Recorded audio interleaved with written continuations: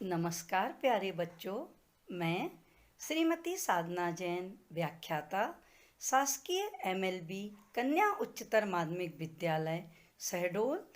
आज हम कक्षा 10th विषय विज्ञान अध्याय 7 नियंत्रण एवं समन्वय के भाग 2 पादप हार्मोन के बारे में अध्ययन करेंगे।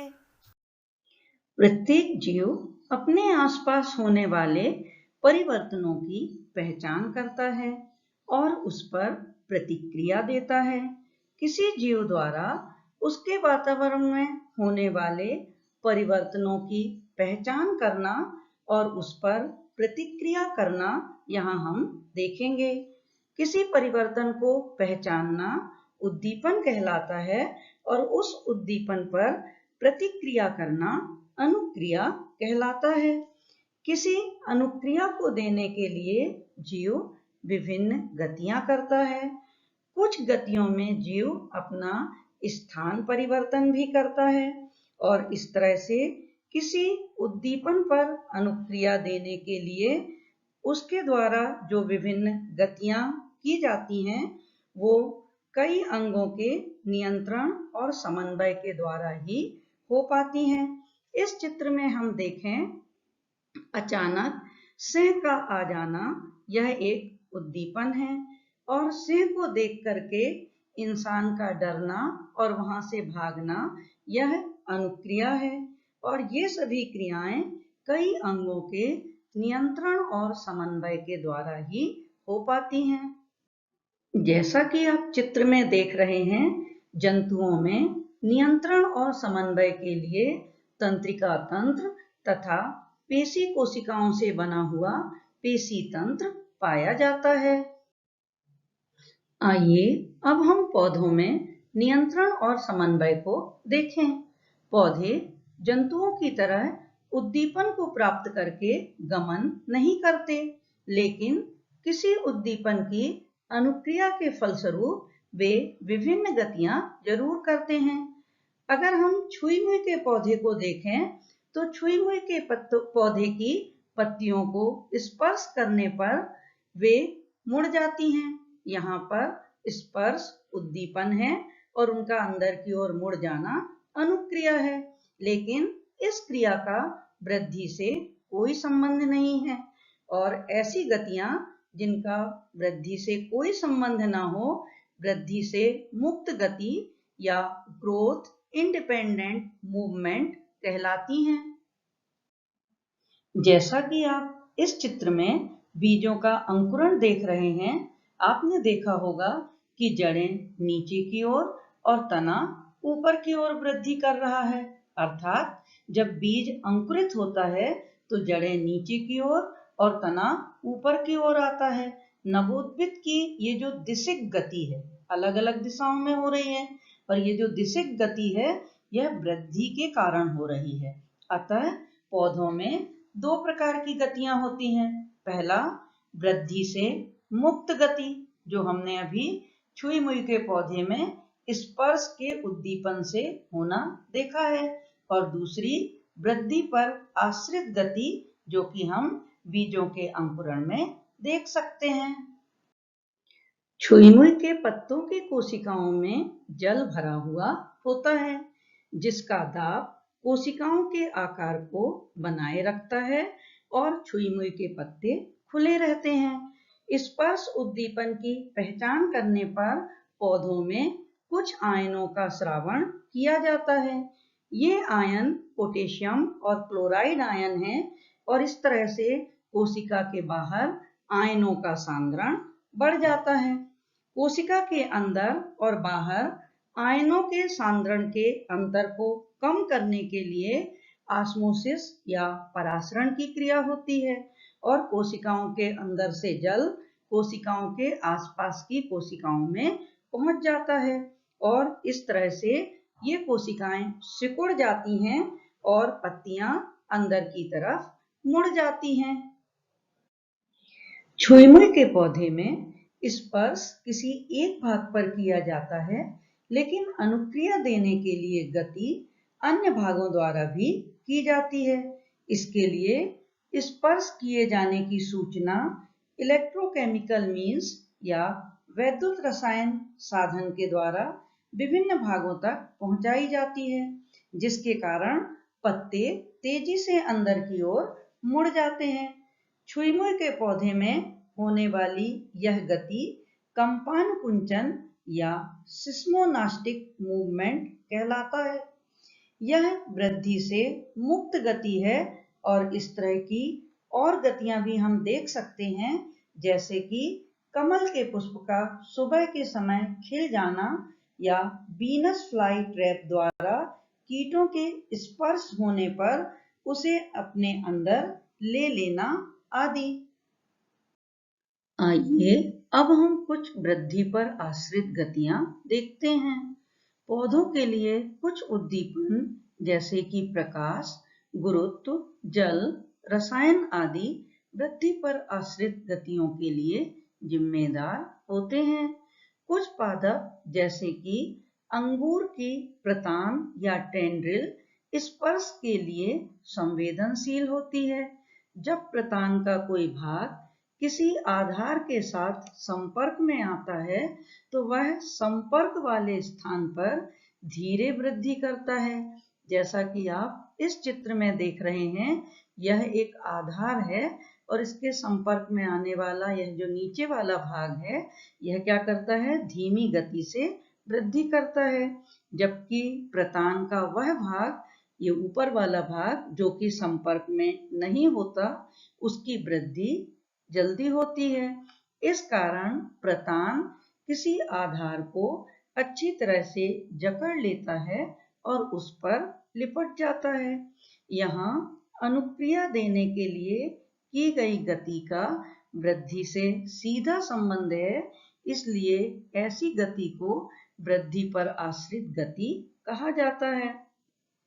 यहाँ पादप उद्दीपन के प्रति एक निश्चित दिशा में वृद्धि करता है, तो किसी उद्दीपन की अनुक्रिया के लिए पौधे के द्वारा किसी निश्चित दिशा में की जाने वाली वृद्धि को अनुवर्तन या ट्रॉपिज्म कहा जाता है। हम इसे इस तरह से भी समझ सकते हैं, पौधों में बाह्य उद्दीपन के अनुसार होने वाली गति को अनुवर्तन या ट्रॉपिज्म कहते हैं।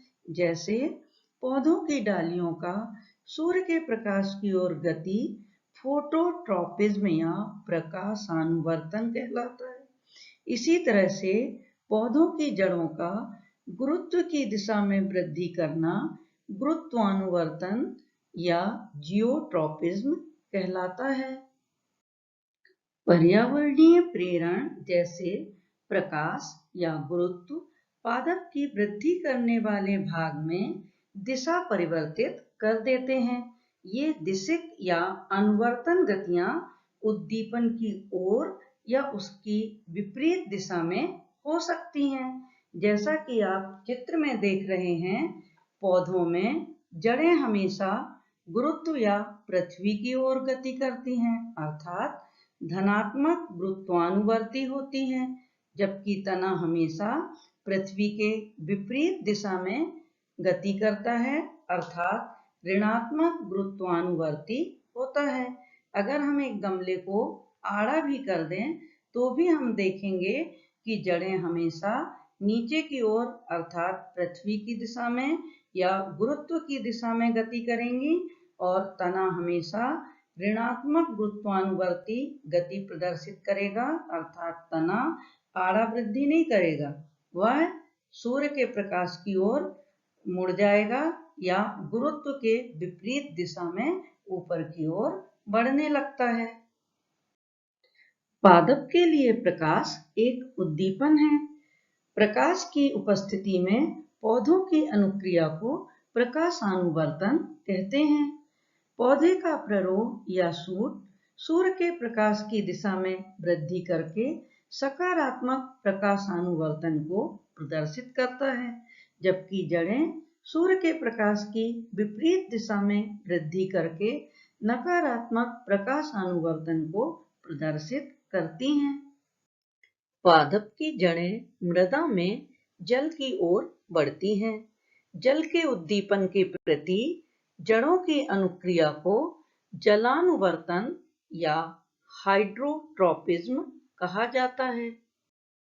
पादप रासायनिक पदार्थों के उद्दीपन के प्रति भी प्रतिक्रिया देते हैं, जैसे परागकण या पॉलन ग्रेन्स जब वर्तिकाग्र या स्टिग्मा पर पहुंचते हैं तो वे पराग नली विकसित करते हैं और यह पराग नली कुछ रसायनों के उद्दीपन के कारण ही अंदर की ओर बीजांड तक पहुंचती है।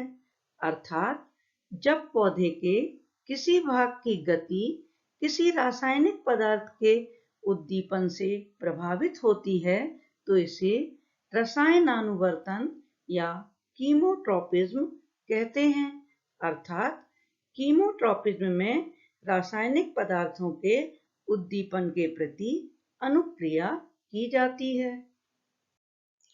पादप इन विभिन्न पर्यावरणीय उद्दीपनों जैसे कि प्रकाश, गुरुत्व, जल, रसायन आदि के लिए विभिन्न अनुक्रियाएं देते हैं और इन अनुक्रियाओं को देने के लिए उद्दीप्त कोशिकाएं या स्टिमुलेटेड सेल्स हार्मोन निर्मोचित करती हैं। पौधों में नियंत्रण एवं समन्वय का कार्य पादप हार्मोन, जिन्हें हम फाइटोहार्मोन भी कहते हैं, इनके द्वारा होता है। विविध पादप हार्मोन वृद्धि, विकास और पर्यावरण के प्रति अनुक्रिया के समन्वय में सहायता करते हैं। यहाँ हम ये जो चित्र देख रहे हैं, जब पौधे प्रकाश के उद्दीपन को ग्रहण करते हैं तो पौधे के प्ररोह या सूट के अग्र सिरे पर ऑक्सिन हार्मोन उत्पन्न होता है। हार्मोन जटिल कार्बनिक अणु होते हैं और ये बहुत कम सांद्रता में निर्मित किए जाते हैं। साथ ही इन अणुओं के संश्लेषण का स्थान और कार्य क्षेत्र का स्थान अलग अलग होता है। अर्थात ये जहाँ पर निर्मित होते हैं और जहाँ ये अपने कार्य को प्रदर्शित करते हैं वह क्षेत्र अलग अलग होता है। इसलिए हार्मोन आसपास की कोशिकाओं में विसरित होकर के कार्य क्षेत्र तक पहुंचते हैं। ऑक्सिन हार्मोन का कार्य है पौधे की लंबाई में वृद्धि करना। तो अब अगर हमसे पादप हार्मोन की परिभाषा पूछी जाए तो हम कह सकते हैं पादप हार्मोन वे जटिल कार्बनिक यौगिक हैं जो पेड़ पौधों में निश्चित स्थान पर बनते हैं और वहां से पेड़ पौधों के सभी भागों में संवहन ऊतकों के द्वारा अर्थात जाइलम और फ्लोएम के द्वारा पहुंच जाते हैं और यह पौधे की वृद्धि और उपापचयी या मेटाबॉलिक क्रियाओं को नियंत्रित करते हैं। हार्मोन का अर्थ होता है उत्तेजक पदार्थ। आइए अब हम पादप हार्मोन्स के प्रकार देखते हैं। पादप हार्मोनों को दो प्रमुख भागों में बांटा गया है। पहला वृद्धि सहायक हार्मोन और दूसरा वृद्धि रोधक हार्मोन। वे हार्मोन जो पौधों की वृद्धि में सहायता करते हैं वे वृद्धि सहायक हार्मोन कहलाते हैं, जैसे ऑक्सिन, जिब्रेलिन, साइटोकाइनिन, ये वृद्धि में सहायक हार्मोन हैं। अगले जो एब्सिसिक अम्ल और एथिलीन हैं, ये दोनों पौधे की वृद्धि को कम करते हैं या नियंत्रित करते हैं, अतः इन्हें वृद्धि रोधक हार्मोन कहा जाता है। आइए अब हम पादप हार्मोन ऑक्सिन के कार्य देखें। ऑक्सिन हार्मोन पौधे के प्ररोह के टिप पर निर्मित होता है। इस हार्मोन का कार्य है पौधों की कोशिकाओं की लंबाई को बढ़ाना। आपने देखा होगा कि अगर किसी अंधेरे कमरे में कोई पौधा रखा हुआ हो और खिड़की से सूर्य का प्रकाश आ रहा हो तो पौधे का तना सूर्य के प्रकाश की दिशा में मुड़ जाता है। आइए इसका कारण जानें। ऑक्सिन हार्मोन जो कि पौधे के तने के अग्रभाग पर बन रहा है, यह हार्मोन अगर पौधे में एक तरफ से सूर्य का प्रकाश आए तो यह हार्मोन छाया वाले भाग में ज्यादा विसरित हो जाता है और इस कारण छाया वाले भाग की कोशिकाओं की लंबाई ज्यादा बढ़ जाती है। उसकी तुलना में यह जिस तरफ से प्रकाश पड़ रहा है उस तरफ की कोशिकाओं में कम विसरित होता है और उस तरफ की कोशिकाओं की लंबाई कम बढ़ती है और इस कारण पौधे का जो तना है वह सूर्य के प्रकाश की दिशा में मुड़ जाता है। तो ऑक्सिन हार्मोन का कार्य है पौधों की कोशिकाओं की लंबाई को बढ़ाना या पौधों की कोशिकाओं में दीर्घीकरण के लिए यह हार्मोन जिम्मेदार होता है। ऑक्सिन हार्मोन पौधों की अनुवर्ती गतियों पर नियंत्रण रखता है, अर्थात प्रकाशानुवर्तन एवं गुरुत्वानुवर्तन। इनके बारे में आप पढ़ चुके हैं। तने प्रकाश की ओर वृद्धि करके धनात्मक प्रकाशानुवर्तन और जड़ें अंधकार की ओर वृद्धि करके ऋणात्मक प्रकाशानुवर्तन को प्रदर्शित करती हैं। अगला है शीर्ष प्रभाविता। पार्श्व कलिकाओं की वृद्धि को ऑक्सिन रोकता है और शीर्ष कलिकाओं की वृद्धि को प्रेरित करता है। इसे एपिकल डोमिनेंस कहा जाता है। जैसे कि आपने देखा होगा गुलाब के पौधे में अग्रसिरे की कलिका जब तक होती है तो पौधा घना नहीं होता। माली झाड़ियों को अग्रसिरे से काट देते हैं ताकि पौधे की झाड़ियां सघन हो जाएं। इसी तरह तीसरा कार्य है ऑक्सिन हार्मोन मूल प्रेरण का काम करता है, अर्थात यह जड़ों के विकास में सहायक होता है। कुछ पौधे कलम से लगाए जाते हैं, जैसे कि अगर गुलाब की कलम लगाई जाए और उसके अंतिम सिरे को ऑक्सिन हार्मोन में डिप कर दिया जाए तो बहुत शीघ्रता से जड़ों का विकास हो जाता है। ऑक्सिन हार्मोन फलों के विलगन को रोकता है। विलगन अर्थात फल या पत्ती का समय से पहले झड़ जाना। ऐसे पौधों की फल या पत्ती के वृंत के आधार पर एक विलगन परत बनती है जिससे फल या पत्ती समय से पहले टूटकर गिर जाते हैं। अगर ऐसे पौधों पर ऑक्सिन का छिड़काव कर दिया जाए तो विलगन की परत नहीं बनेगी और फल और पत्ती समय से पहले नहीं झड़ पाएंगे। अगला ऑक्सिन अनिषेक फलन को प्रेरित करता है। अनिषेक फलन अर्थात बिना निषेचन के फल बनना या बीज रहित फल बनना। ऑक्सिन हार्मोन का उपयोग करके बीज रहित नींबू, संतरा, अंगूर आदि का निर्माण किया जाता है। ऑक्सिन हार्मोन खेतों में खरपतवार को नष्ट करने में सहायक होता है। खरपतवार मतलब फसल के साथ उगे हुए अनावश्यक पौधे। कुछ ऑक्सिन हार्मोन पुष्पन की क्रिया को प्रेरित करते हैं, अर्थात पुष्प के खिलने की क्रिया को प्रेरित करते हैं। दूसरा पादप हार्मोन है जिब्रेलिन। यह हार्मोन पौधे के ऊपरी सिरों तथा भ्रूण या एम्ब्रियो में बनते हैं और सभी पौधों के सभी भागों में वृद्धि को नियंत्रित करते हैं। जिब्रेलिन हार्मोन कवक, शैवाल और पुष्पी पादपों में पाए जाते हैं। जिब्रेलिन की खोज कुरोसावा नाम के वैज्ञानिक ने सन 1926 ईस्वी में की थी। इसकी खोज फार्मोसा के धान के खेतों में हुई थी। उस समय खेत में फफूंद या फंजाई से संक्रमित धान के पौधे सामान्य पौधों से अधिक लंबे थे। तब याबूता एवं हयासी ने इन फफूंद या कवक या फंजाई से इस पदार्थ को अलग किया था।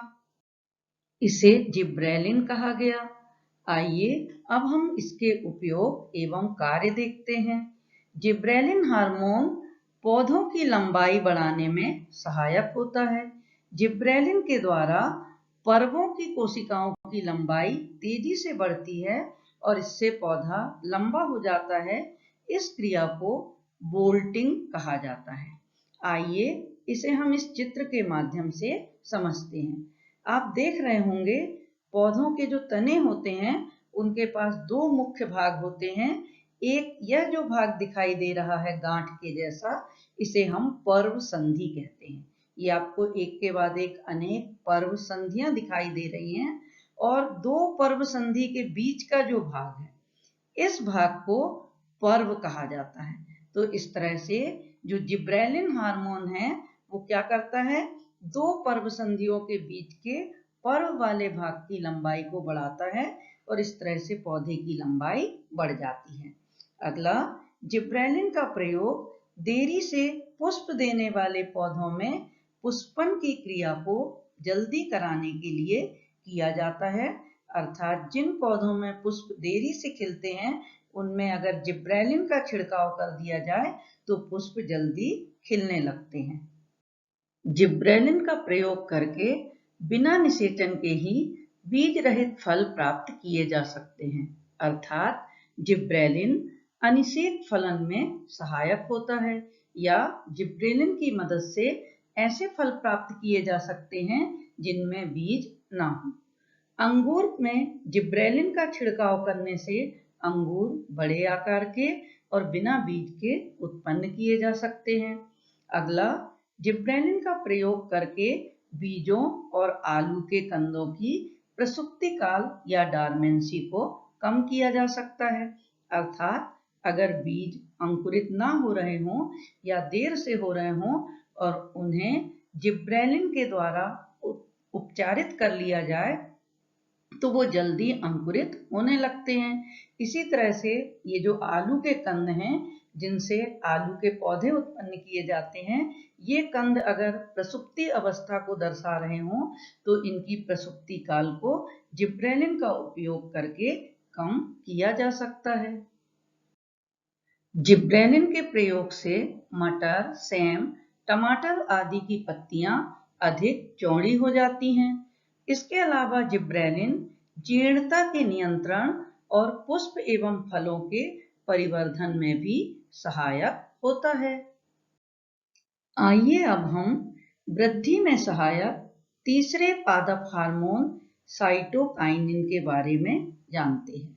साइटोकाइनिन कोशिका विभाजन या सेल डिवीजन को प्रेरित करता है।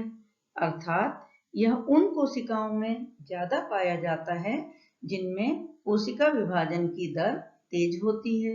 विशेष रूप से यह फलों और बीजों में अधिक सांद्रता में पाया जाता है। यह प्रसुप्ति काल को कम करता है तथा फलों और पुष्पों की संख्या को बढ़ाता है। इस तरह से यह वृद्धि में सहायक हार्मोन है। साइटोकाइनिन से जीर्णता अर्थात पौधों की कोशिकाओं को नष्ट होने से रोका जा सकता है। बच्चों, अभी हमने वृद्धि सहायक हार्मोन ऑक्सिन, जिबर्लिन और साइटोकाइनिन के कार्यों को देखा। अब हम वृद्धि रोधक हार्मोन एब्सिसिक अम्ल और एथिलीन के कार्यों को देखेंगे। एब्सिसिक अम्ल जो कि एक वृद्धि रोधक हार्मोन है, अर्थात यह पौधों की वृद्धि को कम करता है।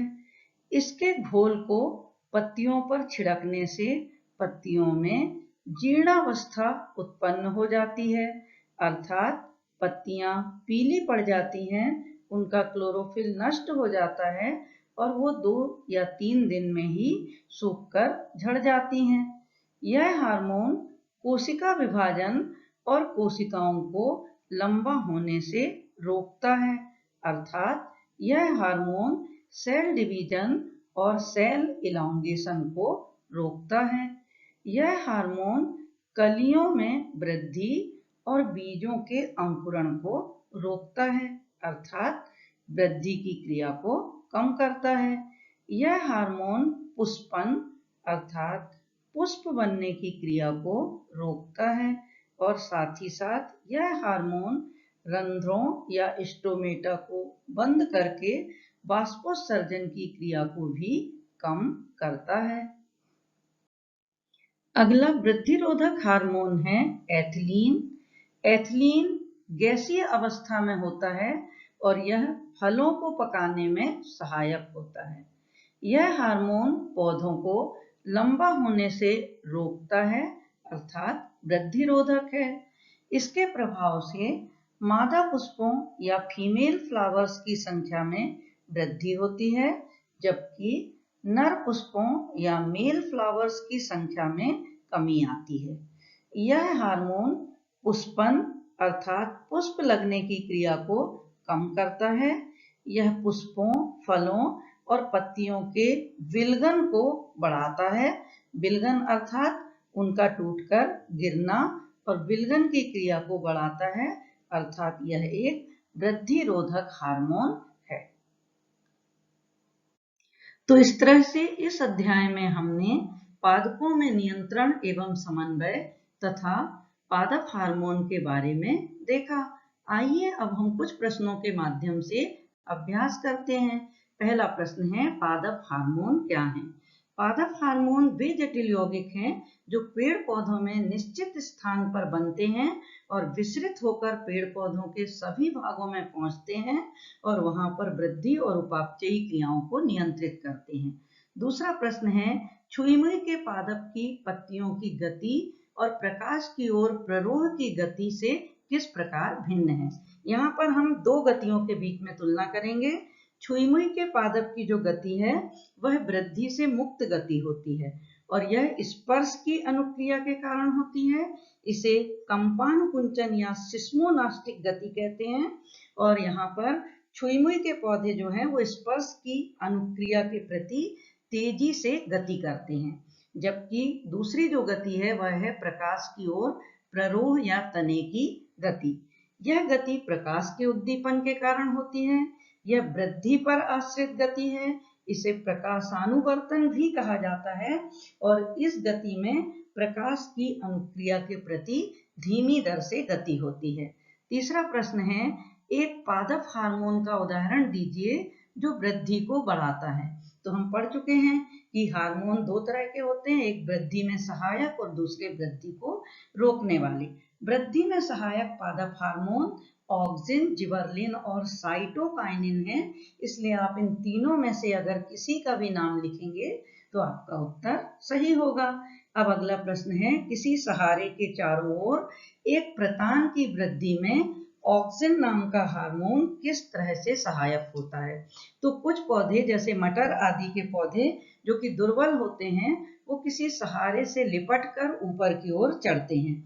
इन पौधों में प्रतान स्पर्श के लिए संवेदनशील होती है और जब वह किसी आधार के संपर्क में आती है तो प्रतान का वह भाग जो आधार के संपर्क में या वस्तु के संपर्क में होता है वह ऑक्सिन का सांद्रण कम होता है वहां पर, और जो भाग किसी आधार या वस्तु के संपर्क में नहीं होता वहां पर ऑक्सिन का सांद्रण ज्यादा होता है। और इस कारण से वस्तु के संपर्क वाले भाग की कोशिकाएं कम वृद्धि करती हैं और ऊपर की ओर की कोशिकाएं ज्यादा वृद्धि करती हैं और इस तरह से प्रतान किसी आधार या किसी वस्तु के चारों ओर लिपट जाता है और लिपट कर ऊपर बढ़ता है और इसमें ऑक्सिन का मुख्य योगदान है। अगला है, जलानुवर्तन को दर्शाने के लिए किसी प्रयोग की अभिकल्पना कीजिए। तो हम इस प्रयोग से दर्शा सकते हैं। हमने एक चौड़ा सा गमला लिया है, उसमें पौधे को लगाया है और पौधे को एक तरफ से कीप के माध्यम से जल दिया गया तो हम देखेंगे कि जड़ें जल की दिशा में वृद्धि करती हैं जो कि जलानुवर्तन को दर्शाता है। धन्यवाद।